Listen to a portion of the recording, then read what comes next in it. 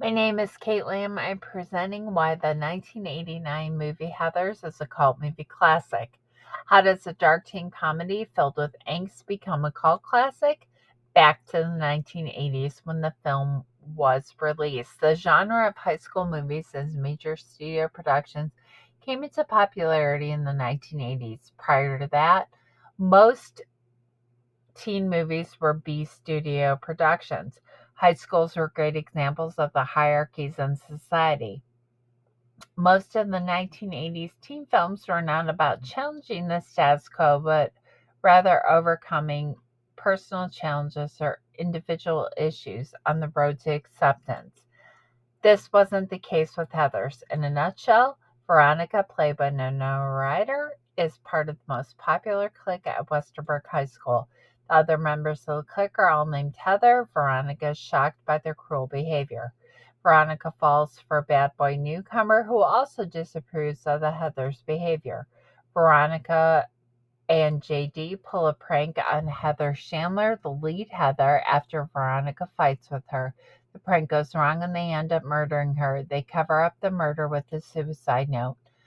More murders occur, and JD is purposely killing students using suicide as a cover and making Veronica complicit. Veronica rushes to save the school from the murderous and dangerous JD and the legacy of the Heathers. The making of the film Heathers started with a quirky writer, Daniel Waters. He wrote Heathers as an homage to his idol, Stanley Kubrick.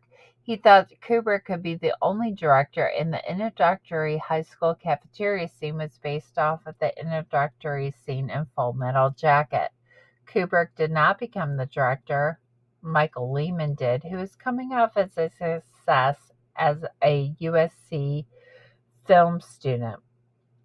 He only did the film to fulfill a contractual obligation to New World Productions. Christian Slater wasn't the first pick of lead actor, and everyone was leery of his Jack Nicholson mannerisms and speech, which ended up being perfect for the role.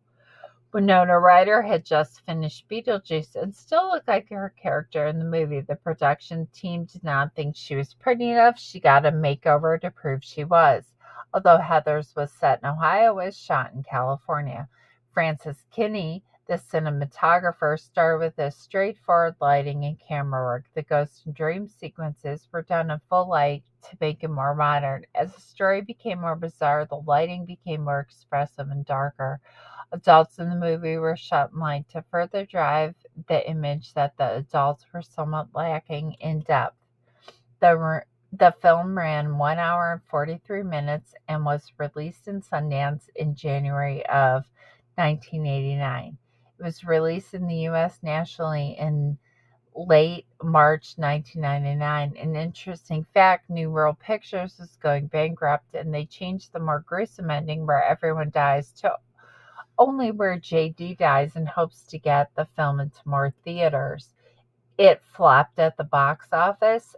It had a $3 million budget. The opening weekend only showed revenues of 177,000 with a total worldwide take of 1.6 million. Quickly went to VHS in fall of 1989 to recoup some of the money, which proved to be the film's saving grace. Video rentals made Heathers a cult classic. The movie was a refreshing change from the grandiose, excessive films of the 1980s with the exploration of dark side of teens disregarding the formula for popular teen films. So what makes it a cult film? Let's start with transgression. Murder of popular students. The masking of murders by JD and Veronica as suicides, and the suicides making those students martyred.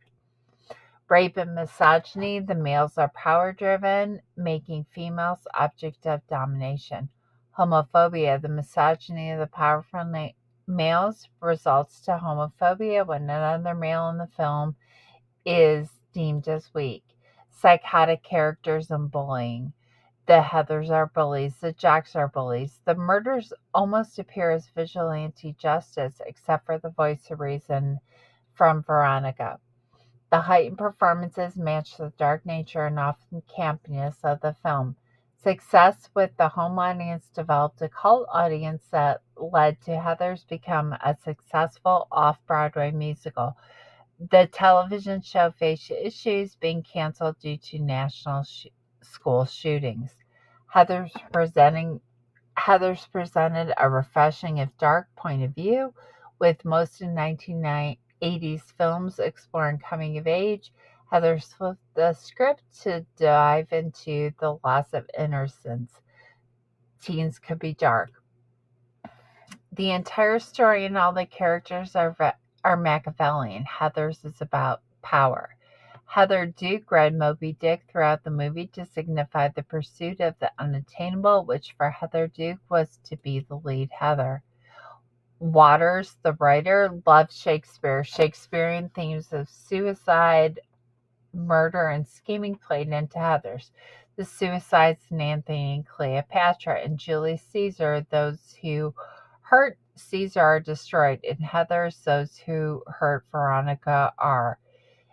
In Macbeth, J.D. is Lady Macbeth, Veronica Macbeth, and the Heathers serve as a much more beautiful and refined version of the Three Witches. Waters was influenced by Kubrick and cult films at the time. He liked to explore darker themes. The character of J.D. was based on James Dean in Rebel with a Cause with a darker twist. His name was changed to Jason to become close to mirroring the character. Mark Twain was an all-American reference for innocence. Veronica Sawyer's surname was named after Tom Sawyer. Her childhood friend, Betty Finn, who was abandoned after she became popular, was named after Huckleberry Finn. The red scrunchie signifies power. The Heather who is in charge of the group wears it, but the Heathers and Veronica all had their special colors. Red is power. Heather Chandler had it. After she died, it went to Heather Duke and then ultimately Veronica. Blue is genuineness and thoughtfulness, which is Veronica. Green represents envy and is Heather Duke. Yellow represents the naive nature of Heather McNamara. Croquet was a rich person's sport for beautiful and gracious people. The Heathers and Veronica all picked their croquet mallets with their determined color. Heather Chandler was ruthless in play. This proved a divide between the have and have-nots. This was a timeless movie. Waters purposely made up catchphrases so the movie would not age rapidly, but would still have the unique 1980s stamp. All of the music was made for the film except for Que Sera Sera. In that case, the Doris Day version was declined to be used in the film because of the dark nature. In conclusion, Heathers is a cult classic. It railed against the standard fare of 1980s.